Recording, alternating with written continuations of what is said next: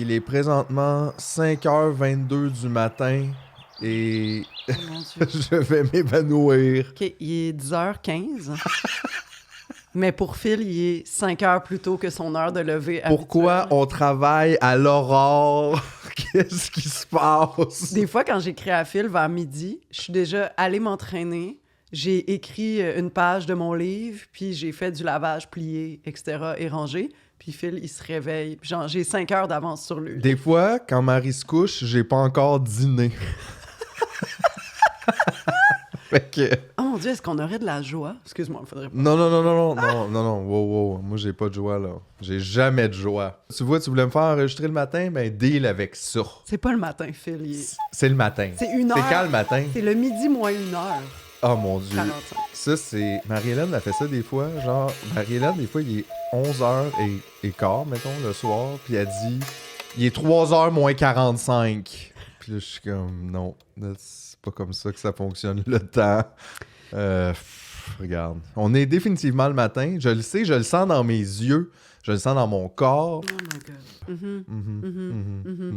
Moi, je m'ennuie du hockey. Parce que tu peux plus lire.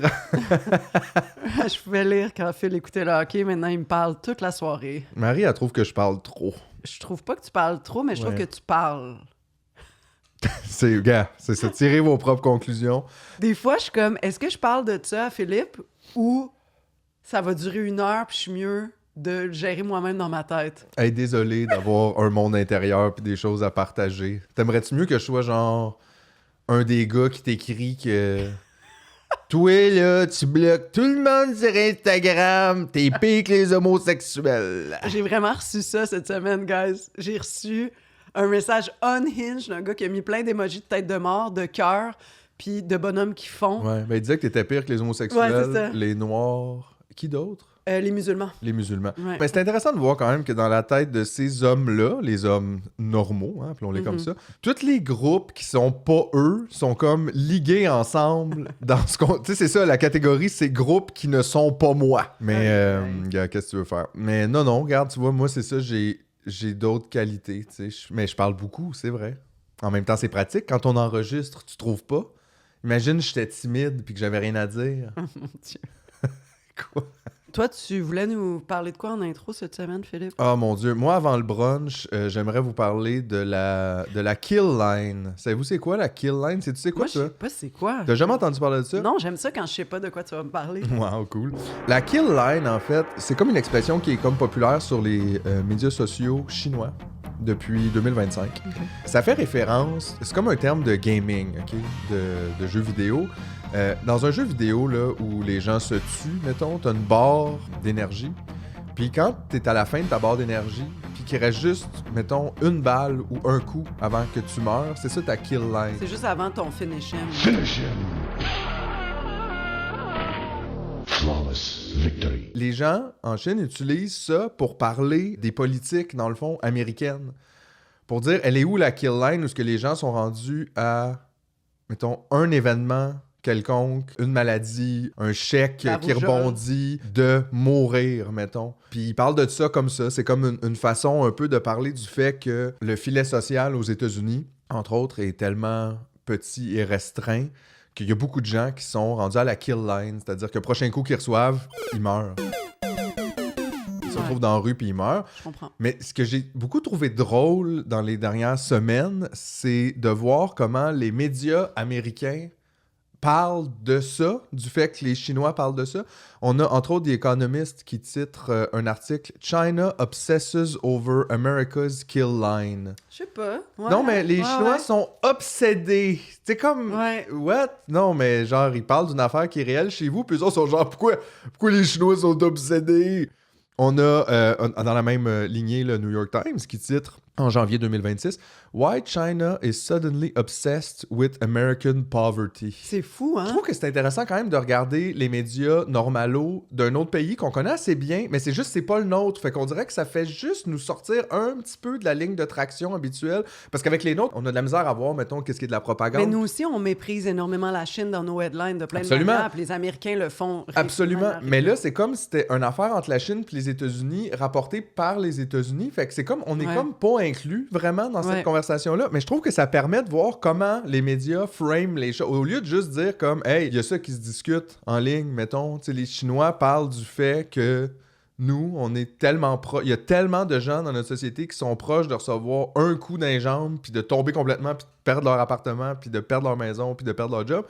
Mais ils ramènent ça comme, les Chinois sont obsédés avec la pauvreté américaine. Tu fais, ben, je sais pas, là, nous autres, en tout cas, c'est quand même intéressant. Mais il y a eu un headline sur le Epstein Files aussi cette semaine qui était comme le FBI n'a rien trouvé dans les Epstein Files. Puis là, la presse et Radio-Canada ont relayé ça. Très étrange. D'ailleurs, parlons Ouais. un petit peu des Epstein Files parce que, je veux dire, on pourrait pas faire un deep dive. Là, j'ai pas eu le temps de lire les 3 millions de documents qui ont été droppés. Mais Ouais. moi, j'ai regardé un peu. Toi, je sais que t'as regardé un peu aussi. T'as passé une genre d'après-midi là-dessus. On a des amis puis des comptes qu'on suit aussi qui ont épluché certaines affaires, posté des... Fait que j'ai comme l'impression que on a tous vu un peu, Sauf les médias. Les médias. sauf les médias, ben ils ont pas le temps, tu comprends? Il y a mieux relayer Agence France-Presse. Non, mais écoute, il y a beaucoup de documents qui sont... Ceci dit, c'est pas l'entièreté des documents, puis en plus, ils sont caviardés. Ouais. Ils Fait sont que- caviardés pour protéger les Ouais. agresseurs. Ouais. Mais tout ça est très étrange, puis il y aurait beaucoup de choses à dire là-dessus. Premièrement, il faut quand même savoir que cette technique-là, là, de dropper une partie des documents, même si elle est immensément grande, cette partie-là, Ouais. c'est une technique, ça. Déjà en partant de déviation, c'est-à-dire, ça s'appelle un limited hangout, en français, divulgation sélective ou confession partielle ou aveu limité. Mhm. Ça, c'est la même technique que quand tu rentres à 4 h du matin à 16 ans, puis tu dis à ta mère, ouais, on est allé faire le party chez mon ami, mais tu lui dis pas que vous avez volé un char et que vous avez fait fumer 3 onces de pot. Tu dis juste un bout qui va intéresser la personne, puis qu'elle va pouvoir focusser dessus, puis être en tabarnak, de genre, comment ça, t'es allé faire le party?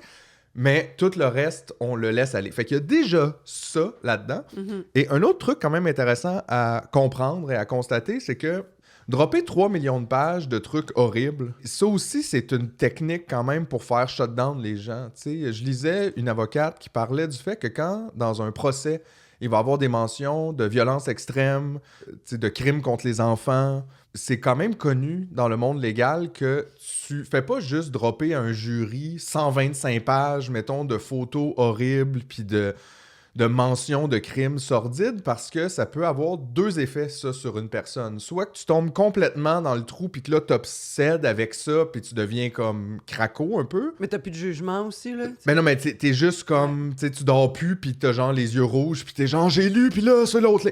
Ça fait soit ça ou tu te désengages complètement. C'est trop. Fait que ton cerveau fait je peux pas dealer avec tout ça. C'est too much. Fait que ce qu'ils font d'habitude dans les procès criminels où il y a des affaires comme ça, c'est qu'ils vont comme progressivement une chose à la fois puis on t'accompagne tout le long pour que tu comprennes ce que tu es en train de recevoir puis que tu puisses dealer avec.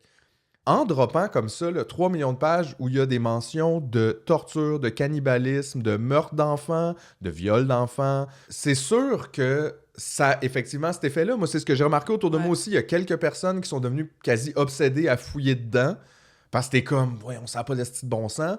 Puis t'en as d'autres qui font juste complètement déconnecter puis faire c'est too much, je peux pas dealer avec ça, puis faire quasiment comme si ça existait Mais pas. c'est un peu comme si le DOJ, là, le Department of Justice des States, avait aussi eu cette réaction-là, puis nous a lancé ça. Ils ont dit qu'elle allait pas faire plus de prosécution là-dessus, puis d'entamer aucune procédure judiciaire en lien avec ça. Fait que c'est comme, on vous le donne, vous le vouliez. C'est comme lancer quelque chose à quelqu'un que t'es comme tanné qui te le demande, là. Puis après, c'est à nous de gérer ça. Ça n'a pas de bon sens. T'sais. Ouais, mais c'est à nous de gérer ça, mais en même temps, on n'a pas les noms, on n'a techniquement pas le pouvoir. T'sais, à quoi ils servent, le département de la justice, Là, s'ils s'occupent pas de ça? T'sais? J'ai vu un député démocrate, mais sur Facebook tantôt, qui a posté qu'ils ont accès aux 5 autres millions de phases. Ouais. Fait que là, il est allé s'asseoir pour essayer de les regarder. Puis il documente tout ce que t'ouvres. Tout est encore caviardé. Puis il dit aussi que tu peux pas partir avec quoi que ce soit ni prendre de photos. Exact. J'ai vu sur Reddit cette semaine aussi des élus qui disaient qu'ils vont avoir accès justement aux documents Ouais, c'est ça. non censurés, puis demandaient lesquels je devrais aller vérifier, parce qu'il y en a tellement, Ouais. puis effectivement, ils peuvent juste le faire sur place, mais imagine, t'es sur Reddit, là, je pense que c'était sur Ask Reddit, puis ils disaient « Donnez-moi des documents, allez checker. Mm. Mais tu sais, c'est tellement... Quelle époque! Mm. Mais tout ça pour dire, moi je me rappelle, là, je crois que c'était au début de Club Dodo, avec Jean-François, j'avais dit à un moment donné que je considérais maintenant que toutes les personnes riches étaient des violeurs pédophiles. Puis je me souviens que ça avait fait un peu comme « Oh, tu sais, Qui avait réagi à ça? Ben, la foule, un peu. C'est-à-dire, c'est quelque chose qui fait sortir comme une genre de réaction de...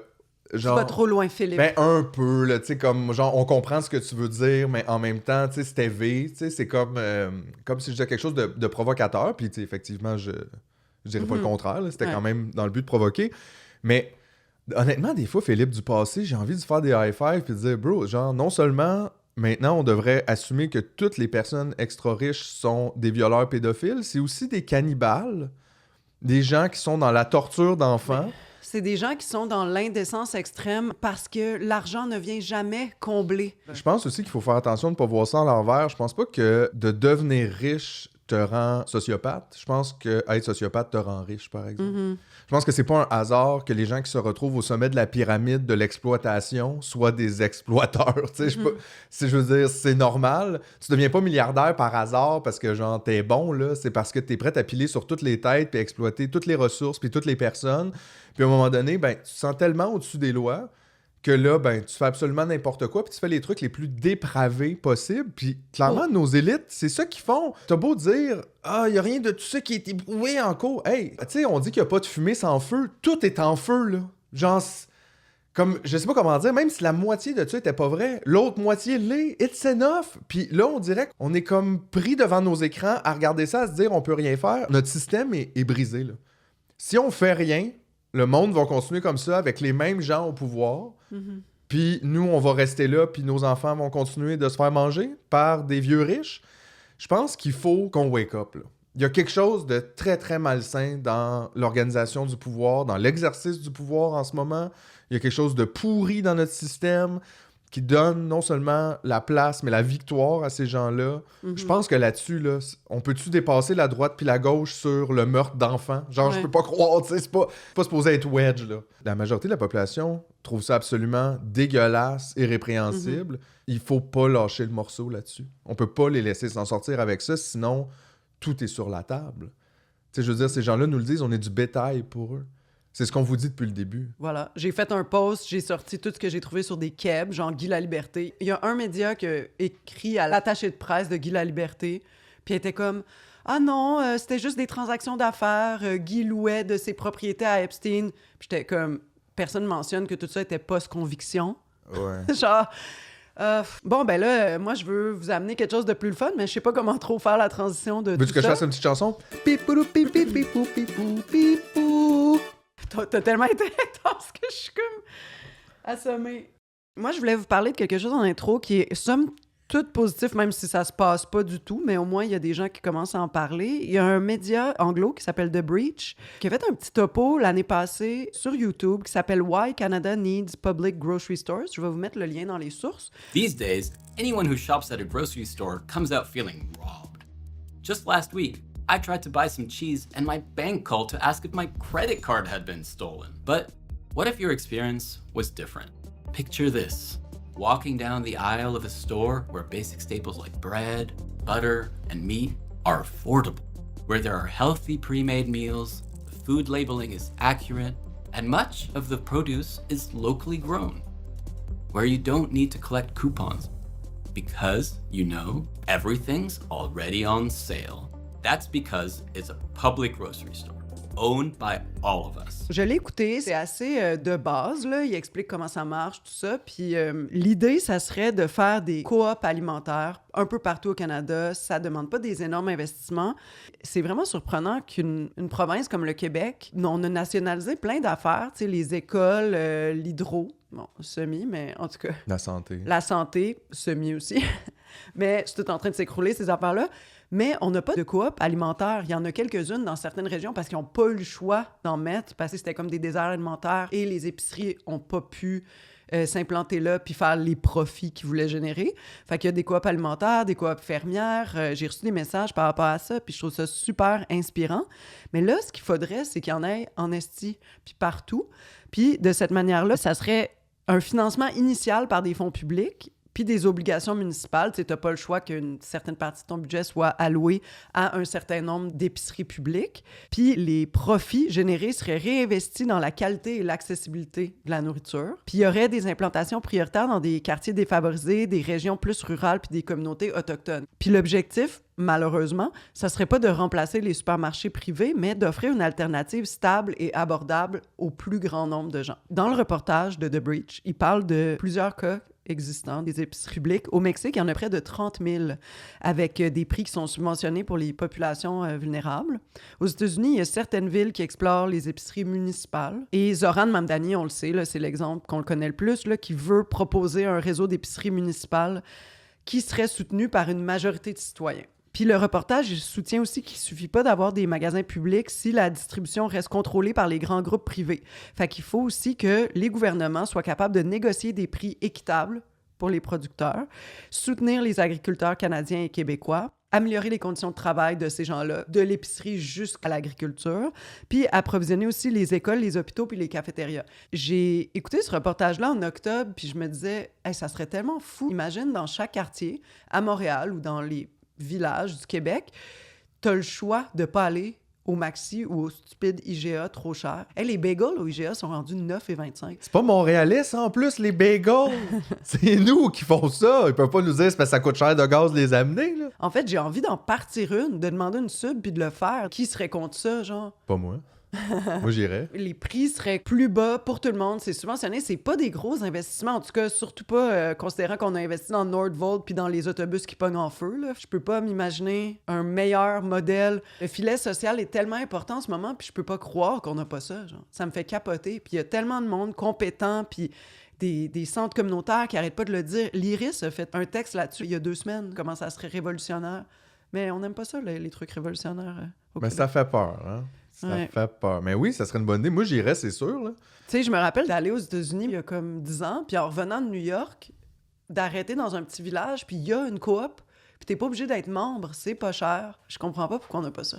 C'est sûr que quand on attend que quelqu'un d'autre s'en charge... C'est-à-dire, si l'État est pas là pour créer un filet social, pourquoi il est là? T'sais, au final, il faut quand même se poser la question. Je veux dire, c'est le rôle de l'État. T'sais, si on paye toutes des taxes ensemble, c'est pour qu'ils s'occupent des choses dont on a tous besoin, que ce soit des routes ou des services de santé.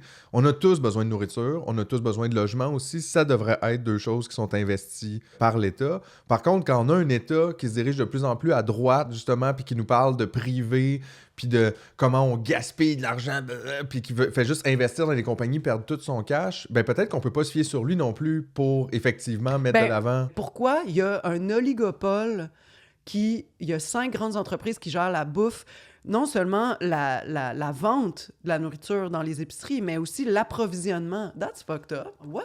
Ben, c'est le résultat évident et inévitable du capitalisme, parce que quand tout le monde nous parle de le capitalisme, c'est bien, ça crée de la compétition, il faut quand même comprendre que ce qui arrive après un certain moment de compétition, c'est qu'il y en a qui gagnent la compétition, puis quand tu gagnes, qu'est-ce que tu fais? Ben, t'avales les autres, puis maintenant, on se retrouve avec un monopole. Puis ça, c'est pas une théorie révolutionnaire, ils enseignent ça au HEC. Puis la raison pour laquelle on a justement un capitalisme qui est censé être légiféré, contrôlé un peu par l'État, c'est pour empêcher justement le monopolistique, mais dans les faits, on déréglemente depuis 40 ans. Fait qu'on se dirige vers ça, puis on se ramasse avec des situations comme là, où on a 5 compagnies qui contrôlent un pan complet de l'économie. Mais c'est mafieux, en fait. Moi, je trouve que c'est ça. C'est les mêmes logiques. C'est la logique de l'entreprise puis la logique du crime, c'est pas mal la même école. D'ailleurs, je pense qu'ils donnent un cours de mafia au HEC. Je pensais m'inscrire. Ça va être bon, là. Fait que c'est ça. Allez l'écouter, je vais mettre le reportage dans les notes, puis je vais vous mettre aussi le lien pour 2-3 autres articles que j'ai trouvés sur ce modèle-là d'épicerie publique. Je trouve ça super inspirant. J'espère que ça met de la lumière puis de la joie dans votre résistance. Ouais, puis mettez-vous ensemble pour le faire, peut-être? Ouais. Des fois, c'est juste ça, hein, aussi, c'est de pas faire les choses tout seul, mais de les faire en communauté. Ah oui, c'est ça. Il y a une fille qui s'appelle Mélodie qui m'a écrit, qui est cordeau d'une ferme OBNL qui s'appelle La Dérive, qui est sur une terre dépropriétarisée, dont la mission concrète est de rendre accessible une alimentation locale et écologique à des personnes en situation de précarité socio-économique. Puis, il aide des distributions de bouffe locale et écologique à des organismes communautaires qui, par le fait même, peuvent éviter de s'approvisionner à Moisson Québec ou une autre banque alimentaire, qui fait juste leur donner des vidanges puis qui contribue à légitimer un système agro-industriel capitaliste qui gaspille. Fait qu'elle, ce qu'elle dit, c'est on peut bien nourrir les gens, On n'est pas obligé de leur donner des aliments presque périmés dans des banques alimentaires ou du canage. C'est des initiatives comme ça aussi qui sont super inspirantes. Puis il faudrait les multiplier, c'est vrai. Tu sais, ça n'a pas de bon sens de vivre dans un petit village puis qu'il n'y ait pas un endroit où quelqu'un peut, premièrement, apprendre à cuisiner en groupe puis avoir accès à des aliments frais locaux, tu sais.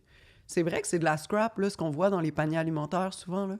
Mm-hmm. Je trouve qu'il y a une certaine forme d'eugénisme là-dedans, de vouloir qu'en plus d'être pauvres, les pauvres doivent manger mal, manger laid, manger vieux.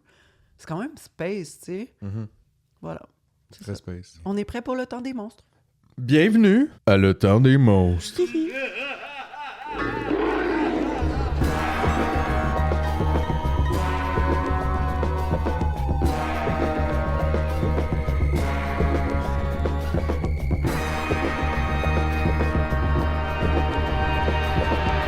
Youpi! Alors, cette semaine, j'aimerais continuer la réflexion qu'on a entamée ensemble dans l'épisode 19 du Temps des monstres sur le ruissellement de la violence. Si vous ne l'avez pas écouté, je vous invite à aller le faire maintenant. On a parlé de normalisation de la violence de domination, puis on s'est laissé sur la réflexion suivante. La même violence qui était largement acceptée comme étant l'ordre naturel des choses lorsque dirigée vers le bas, devient tout d'un coup dangereuse, moralement discutable et hors de question lorsque suggérée vers le haut. On s'inquiète d'un tel changement de paradigme comme si on parlait d'une nouvelle violence qui n'existait pas déjà et qu'on mettrait au monde en visant ceux qui en sont habituellement protégés. Comment expliquer cette prudence, ce dédain, ce refus? C'était la question sur laquelle je vous avais laissé la dernière fois. Aujourd'hui, je vais essayer d'y répondre. Hey, comment ça, on n'entend plus rien? Ah, c'est parce que c'était un extrait cette semaine. Un extrait? Ouais, il y a un épisode sur 2 qui est gratuit, puis il y a un épisode sur 2 qui est juste pour les abonnés Patreon. Mais c'est fucking capitaliste, ça. Ouais, c'est fucking capitaliste, parce que guess what, ma chum? On est dans un monde capitaliste, je peux pas payer vos loyers que vos likes, asti! By the way, si vous voyez ma photo à la sortie d'un commerce, prière de la déchirer. Et si jamais vous voyez quelqu'un voler à l'étalage, Vous n'avez rien vu. Bonne journée tout le monde! bye!